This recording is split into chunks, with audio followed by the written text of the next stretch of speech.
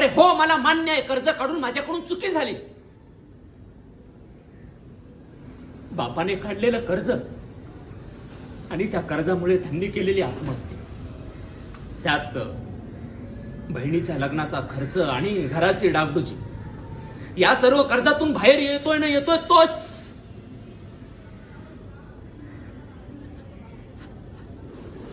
आईचा बळावलेला आजार आणि त्या सर्व आजाराचा खर्च. या सर्व गोष्टीला मी तरी काय करणार रे? सांग, दे ना उत्तर.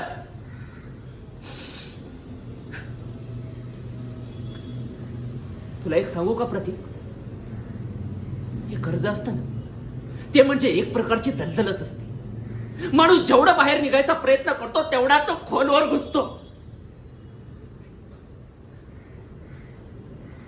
आता हे सगळं आपल्या नशिबी आहे. आता ते मलाच विस्तारायचे रे.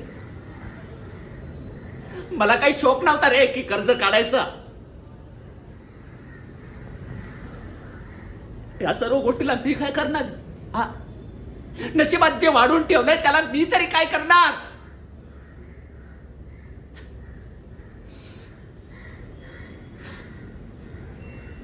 जाऊ दे, सोड जरा. मी